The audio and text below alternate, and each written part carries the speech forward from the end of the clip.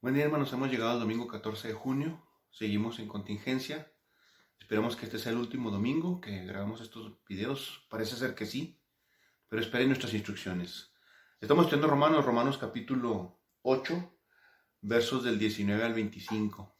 El tema para hoy es la esperanza, porque es lo que dice el pasaje. Romanos 8, 19 al 25. Porque el anhelo ardiente de la creación es el aguardar la manifestación de los hijos de Dios, porque la creación fue sujetada a vanidad, no por su propia voluntad, sino por causa del que la sujetó en esperanza, porque también la creación misma será libertada de la esclavitud de corrupción a la libertad gloriosa de los hijos de Dios. Porque sabemos que toda la creación gime a una, y aún está con dolores de parto hasta ahora. Y no solo ella, sino que también nosotros mismos, que tenemos las primicias del Espíritu, nosotros también gemimos dentro de nosotros mismos, esperando la adopción, la redención de nuestros pecados. Porque en esperanza fuimos salvos, pero la esperanza que se ve no es esperanza, porque lo que alguno ve, ¿a qué esperarlo? Pero si esperamos lo que no vemos, con paciencia lo aguardamos. El título de hoy es La esperanza. El pasaje nos habla de esperanza. La esperanza es el sobreviviente del holocausto de los valores. La palabra holocausto es una matanza terrible de matar a muchas cosas, muchas personas. Si los valores están muriendo, la esperanza es el sobreviviente de ese holocausto de valores. Si estamos matando todos los valores en la vida de la humanidad, bueno, la esperanza es la sobreviviente primordial de todo este holocausto de valores. Es interesante escuchar a los sobrevivientes de alguna tragedia. Hace poco hubo sobrevivientes de un avión que se cayó. En realidad se despistó porque apenas iba arrancando cuando tuvo que bajar otra vez y sobrevivieron todos los pasajeros, gracias a Dios. De ahí viene la palabra despistado. Hay sobrevivientes de los terremotos, de los tsunamis, los niños que se metieron en una cueva por allá en Indonesia, creo, y luego se inundaron y tuvieron que pasar muchos días para que los sacaran, o los que estaban en una mina, allá en Chile, que tuvieron que esperar muchos días para que los sacaran. Es interesante escuchar las historias de los sobrevivientes. Platican con mucho deseo de vivir, con muchas ganas de la vida. Pues en medio de las luchas que tenemos como humanidad, también hay una sobreviviente, la esperanza. Se están acabando los valores, pero la esperanza sigue. Hasta decimos, la esperanza es lo último que muere. En nuestro pasaje, Pablo nos dice cómo enfrentar la vida y nos dice que debemos ponerle el ingrediente de la esperanza. Tiene que ver con una actitud indispensable para sobrevivir a la vanidad de la sociedad materialista que nos oprime. Se trata de un estilo de vida, se trata de la actitud ante las cosas, se trata de la esperanza. Y Pablo nos da una definición de esperanza en el texto. Por eso aprendamos algunas cosas hoy. Número 1. La esperanza es ardiente, espera en una visión. La esperanza es ardiente, espera en una visión. Voy a volver a leer el versículo 19. Romanos 8:19. Porque el anhelo ardiente de la creación es el aguardar la manifestación de los hijos de Dios. La esperanza, dice, es ardiente y espera en una visión. Pablo dice que la esperanza es ardiente y tiene que ver con una visión, con algo que vemos más allá. La palabra griega que se traduce por anhelo ardiente describe a alguien mirando a lo lejos, con vehemente esperanza de encontrar en su horizonte un indicio de lo que necesita para estar completo. Es una persona que está allá viendo a lo lejos, así al horizonte, a ver si allá se alcanza a ver lo que necesita para estar completo. Y nos recuerda a la parábola del hijo pródigo, que en realidad es la palabra del padre amoroso. Nos recuerda al padre amoroso que estaba viendo hacia el horizonte esperando a que viniera su hijo, y allá viene su hijo arrepentido. Entonces corre y lo abraza y lo besa y le pone un anillo en su dedo y le pone ropa nueva y manda a hacer una fiesta. Eso es esperanza. Así es que este padre amoroso tenía esperanza en su hijo, estaba esperando a su hijo. Y podemos entender que todos los días, cada mañana, se salía de su casa y veía hacia el horizonte esperando a ver si su hijo venía. Eso es esperanza. O también esperanza es cuando Jesús le dice a los discípulos, vayan al mundo, por todo el mundo y hagan discípulos. Jesús debió tener una ardiente esperanza porque les pidió a los discípulos algo bastante grande. Vayan a todo el mundo. Y lo hicieron. Alguien podría decir, es una locura. ¿Cómo va a mandar a 12 a todo el mundo? Bueno, lo hicieron. Fueron a todo el mundo y predicaron el Evangelio y el Evangelio nos llegó hasta nosotros. Eso es esperanza. Definitivamente Dios tiene esperanza en nosotros y nos manda a imitarle. Es decir, imitarle teniendo esperanza nosotros también.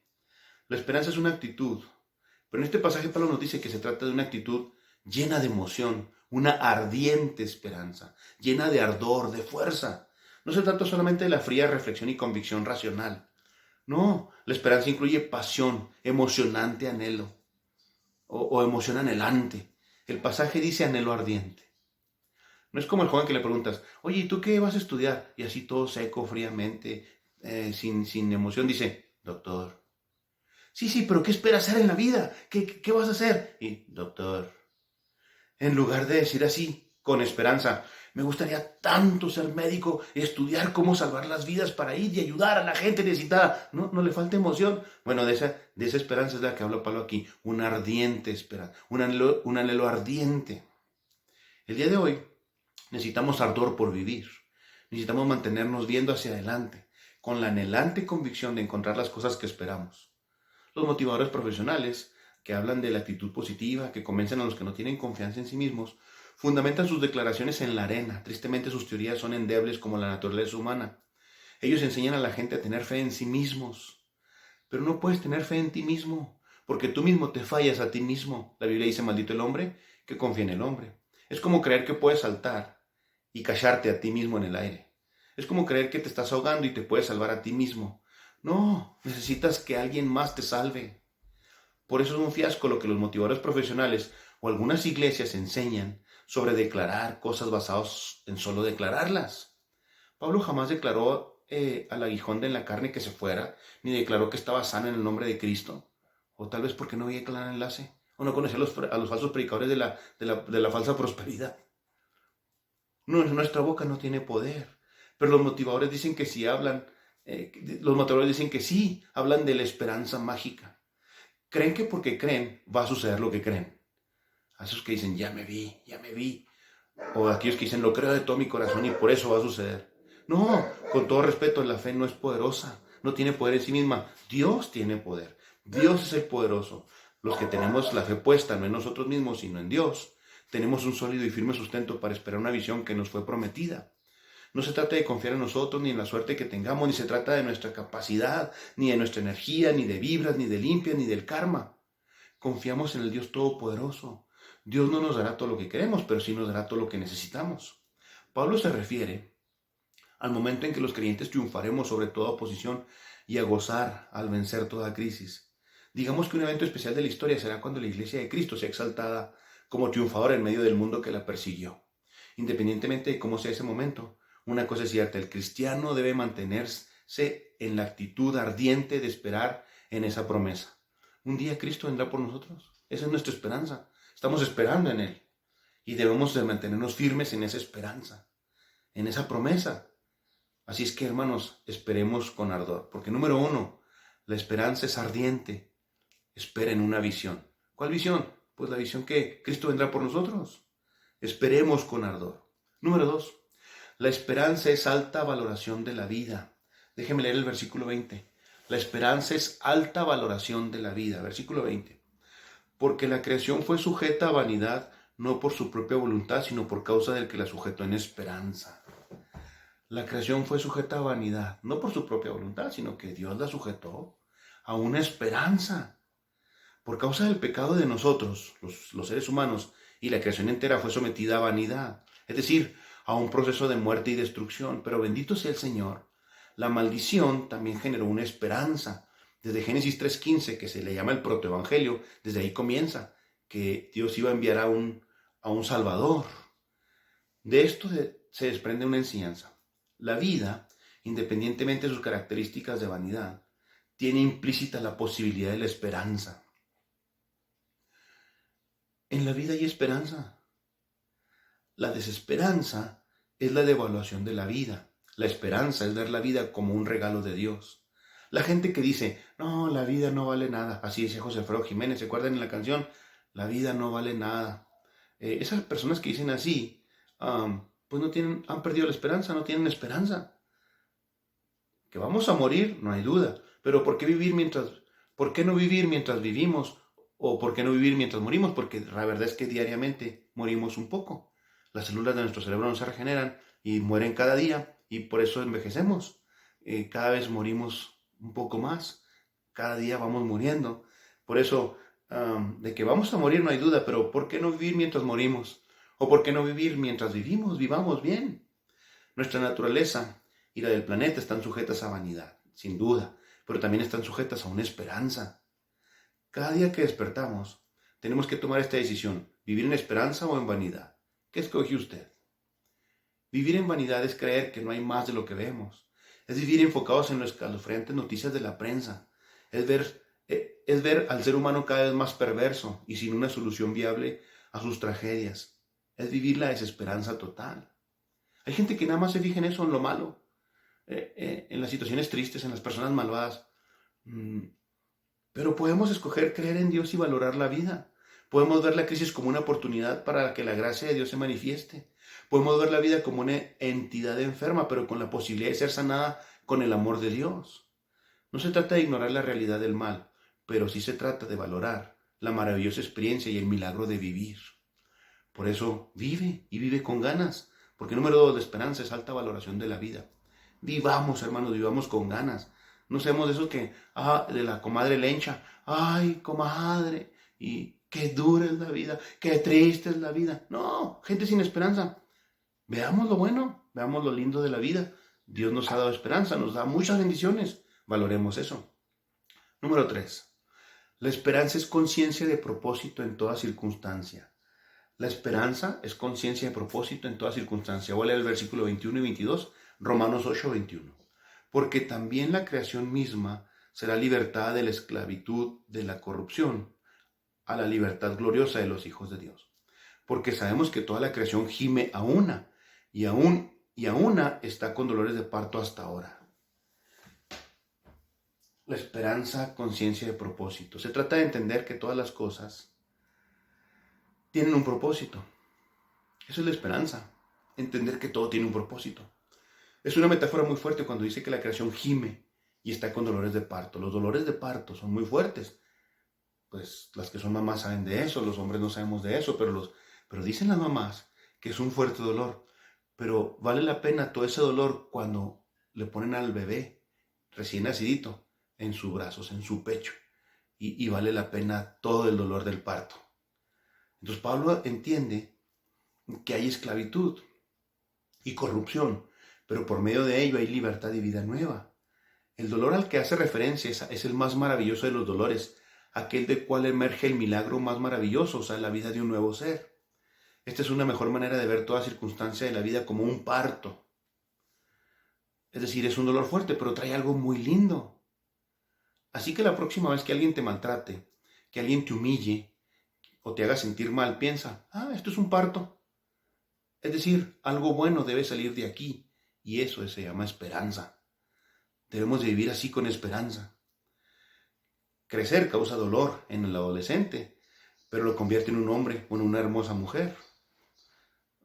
El crecer, los huesos se estiran, crecen y duele, pero eso nos sirve, o sea, nos ayuda a ser mejores, más fuertes, más altos, más guapos. Correr por 2 horas o más es doloroso, pero permite al atleta la gloria de vencer y tener la medalla o lograr la meta.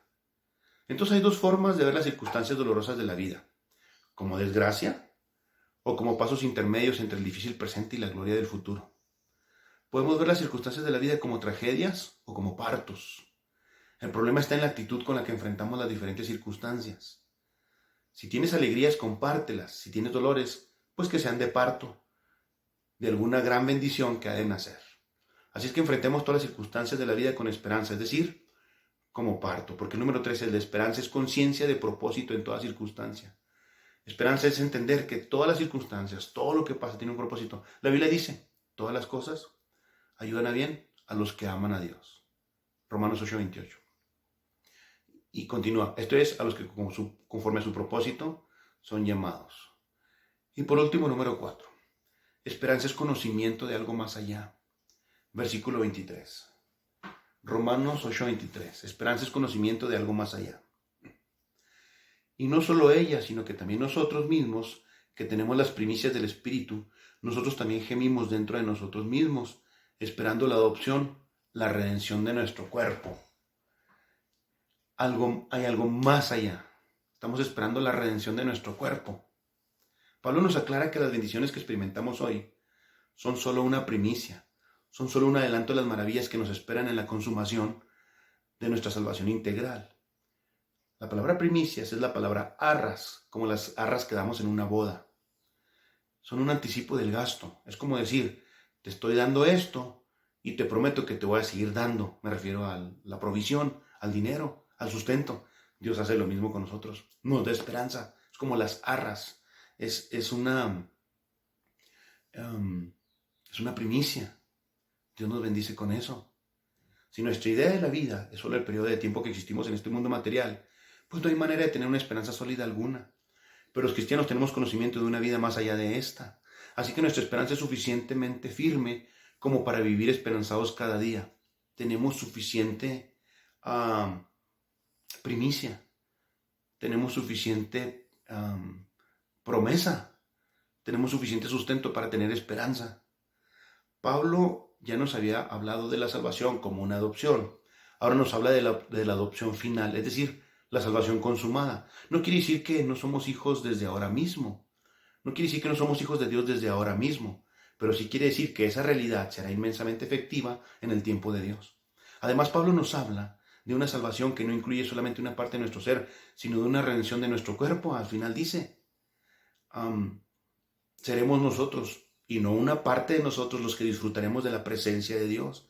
No seremos seres etéreos ahí flotando sin propósito en la eternidad. No seremos como un ente en el cielo. Tendremos personalidad, seremos completos nosotros, salvos, transformados, vivificados, con cuerpos glorificados. Con tal conocimiento, ¿cómo no tener esperanza? ¿Cómo vivir sin esperanza? No es posible que un cristiano no tenga esperanza.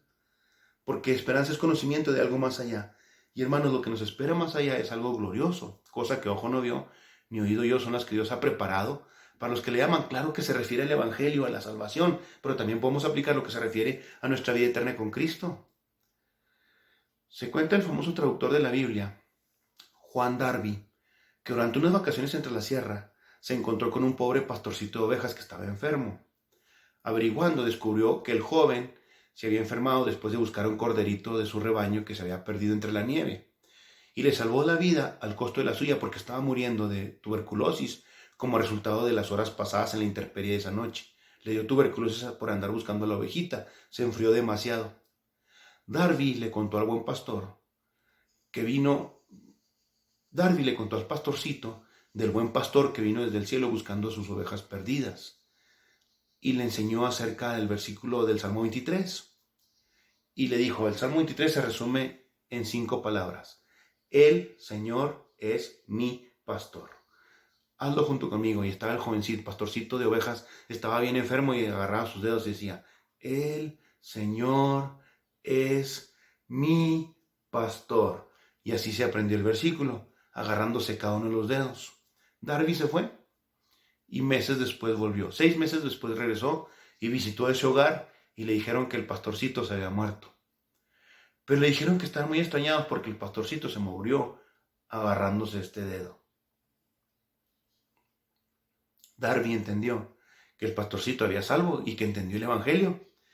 El Señor es mi pastor.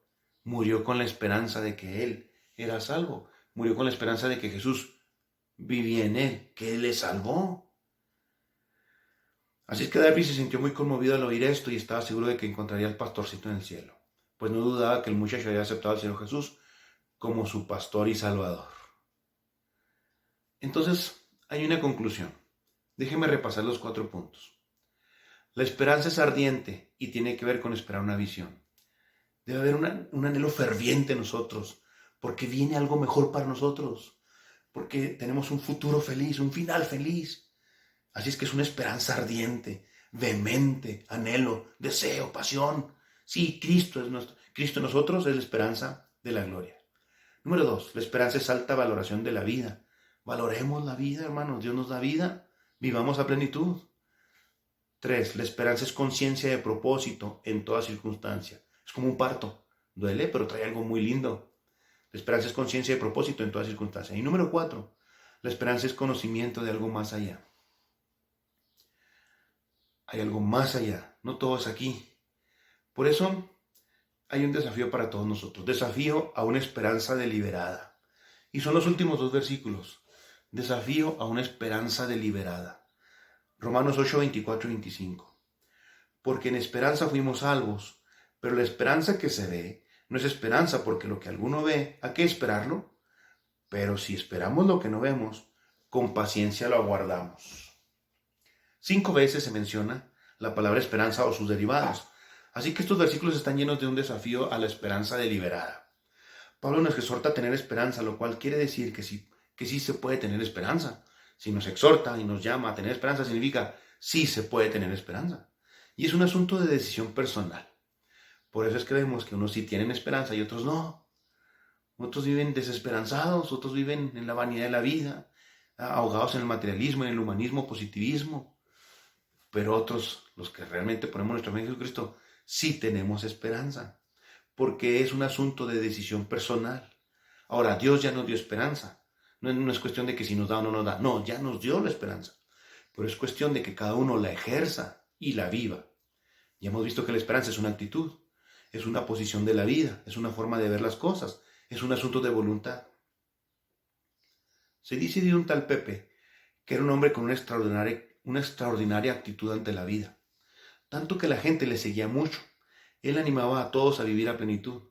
Su frase favorita cuando alguien le preguntaba ¿cómo estás?, él siempre respondía: si pudiera estar mejor tendría un gemelo. La idea era que tendría tanta alegría que no le cabía y tendría que repartirla con un gemelo. Esa es la idea. Él decía: cada día tienes que decidir cómo vivir, con qué estado de ánimo y con cuántas fuerzas. Pero resulta que un día tuvo un problema. Fue asaltado en su negocio y los maleantes le hirieron de gravedad y fue llevado al hospital.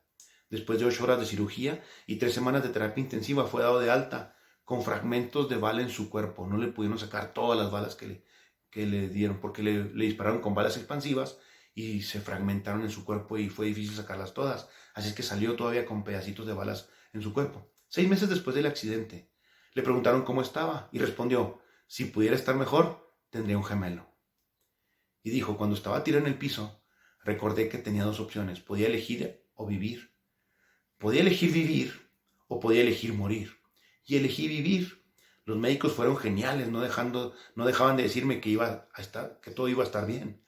Pero cuando me llevaron al quirófano y vi las expresiones de las caras de los médicos y enfermeras, me asusté. Podía leer en sus ojos: este es un hombre muerto. Supe entonces que debía tomar una decisión. Uno de los médicos me preguntó si era alérgico a algo, y respirando profundo grité y le dije: sí, soy alérgico a las balas. Y mientras los médicos se reían, les dije: estoy escogiendo vivir, opérenme como si estuviera vivo y no como si estuviera muerto. Por favor, esfuércense, quiero vivir. Gracias a Dios, Pepe vivió por la habilidad de los médicos, pero sobre todo por su asombrosa actitud. Los médicos dicen que las ganas de vivir de una persona sí ayuda a su pronta recuperación. O sea, el tener esperanza sí ayuda. Pepe aprendió que cada día tenemos la elección de vivir plenamente. Cada uno elige. Esta historia y otras historias parecidas las cuentan los motivadores profesionales para darle ánimo a la gente. Pero déjenme decirles, y que quede bien claro, sin Cristo no hay actitud que valga la pena. Y con Cristo, y por Cristo y a través de Cristo, tú y yo podemos vivir la virtud que sobrevive a toda crisis: la esperanza. Sin Cristo nada vale la pena. Ni la mejor actitud, ni el mejor mensaje positivista y humanista, y que todo lo puedo y saca el campeón que hay en ti. De nada sirve sin Cristo. Pero con Cristo y a través de Cristo, tú y yo podemos vivir la virtud que sobrevive a toda crisis. La virtud que sobrevive al holocausto de los valores: la esperanza. No dejemos de ejercer nuestra esperanza. Si alguno está desesperanzado, reconozca a Cristo. Él es nuestra única esperanza. Llenémonos de la esperanza que nos ha sido dada en Cristo, hermanos. Encontré una fotografía, en una ilustración, es una pintura, es un cuadro pintada por Federico Watts. Está en la Galería Tate de Londres.